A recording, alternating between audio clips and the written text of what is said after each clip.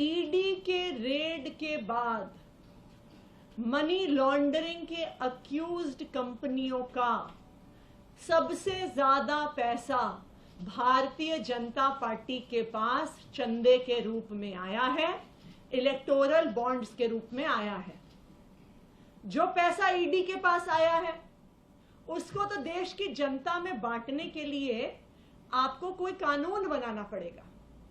लेकिन इन सारे आरोपियों का,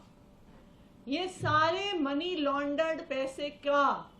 सबसे बड़ा फायदा, इसकी सबसे बड़ी बेनिफिशियरी भारतीय जनता पार्टी रही है। तो अगर आप इन भ्रष्ट कंपनियों का पैसा, इन मनी लॉन्ड्रिंग कर रही कंपनियों का पैसा देश की जनता में बांटना चाहते हैं, जनहित में बांटना चाहते हैं, तो मैं आपसे आग्रह करूंगी कि जो 41 ऐसी कंपनियां हैं जिन पर आईटी की रेड हुई, जिन पर सीबीआई की रेड हुई, जिन पर इन्फोर्समेंट डायरेक्टोरेट की रेड हुई और जिन्होंने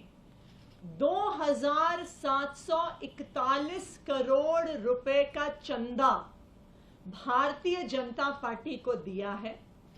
आपको उसको बांटने के लिए, उसको जनहित में लगाने के लिए आपको कोई कानून नहीं चाहिए।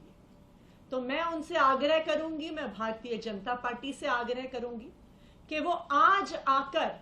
पब्लिक में ये घोषणा करें कि 2741 करोड़ रुपए जो हमें ऐसी कंपनियों से मिले हैं जिन पर ईडी सीबीआई की रेड हुई है, उसको हम प्रचार में खर्च नहीं करेंगे, उसको हम चुनाव में खर्च नहीं करेंगे, उसको हम देश की जनता में बांटेंगे, हम किसी चैरिटी में देंगे, हम स्कूल बनाने के लिए, अस्पताल बनाने के लिए गरीबों को देंगे। उदाहरण के तौर पे, और ये सब जानते हैं कि एक एक करके जिन जिन कंपनियों पर सीबीआई ईडी ने रेड किया, उन्होंने कुछ दिन बाद इलेक्टोरल बॉन्ड खरीदे और भारतीय जनता पार्टी को पैसा दिया। सबसे पहले और सबसे नामी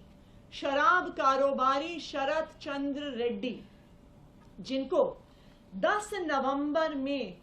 नवंबर को ईडी ने गिरफ्तार किया और उनकी गिरफ्तारी के कुछ ही दिनों के अंदर शराब कारोबारी शरत रेड्डी ने 55 करोड़ रुपए का चंदा भारतीय जनता पार्टी को